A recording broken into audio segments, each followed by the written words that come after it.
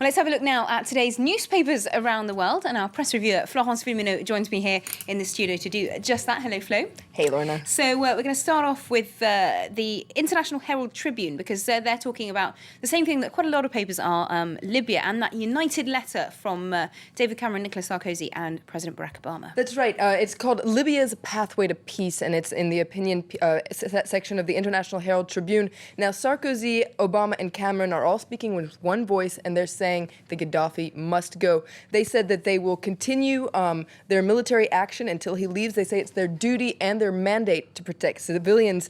And I quote, they say that the world would have committed an unconscionable betrayal if the Libyan leader is left in place and putting rebels who have been fighting against Gaddafi's regime at the mercy of the government. And they say that if they leave, Libya runs the risk of becoming a failed state. So putting up a united front there, perhaps masking some frustrations in the ranks. But staying in Libya, an interesting article in The Guardian, the UK newspaper, left-leaning, about rebels acting in the capital, Tripoli. Yes, it's a really fascinating article by Harriet Sherwood. I really recommend reading it. She met with a rebel who's working in the heart of Gaddafi's stronghold in Tripoli. Now, this was a middle-aged opposition activist who said that his wife doesn't even know that he's an opposition activist.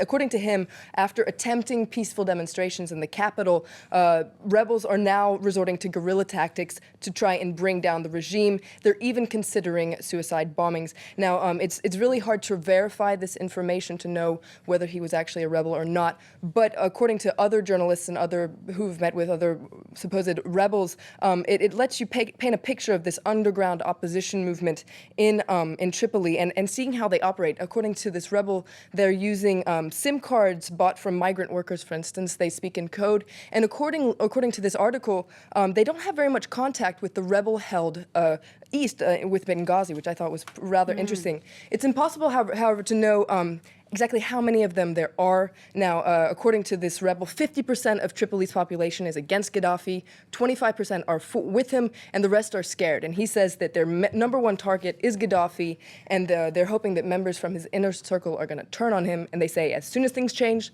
they'll change quick. Okay, well, moving on now to a slightly interesting take on the Libyan crisis from the Observateur Palga, which is, I think I'm right in saying, is from the Ivory Coast. Is that right? It's actually based in Burkina Faso. Right. But they're talking about what's happening in Ivory Coast, and they're saying that perhaps the international community should take example from how the UN and France helped pro-Ouattara troops arrest Laurent Gbagbo, to get ideas from that for maybe how to move on from the crisis in Libya.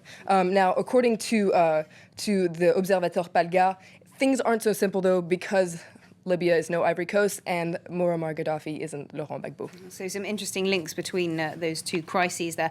Now, Belgian newspaper Le Soir, they're taking a closer look at what's going on in Tunisia 4 months after the beginning of the uprising there. That's right. It's actually a big tribute to the youth in Tunisia, where the whole Arab uprising really began. And so it takes a look at where these young revolutionaries are today, where their hopes and dreams are. It takes a pulse and really pays tribute to them and says that these young people once again gave us hope in humanity. Now, the staff from Le Soir set up headquarters at a journalism school in Tunis and interviewed a bunch of young people. It's really worth going onto their website, actually, where they have all sorts of videos and chat forums. And they say that the young people that they met are very proud, but they also realize that their revolution is fragile and they're determined to protect it. Okay, well, Le Monde here in France, they're also talking about the so-called Arab Spring.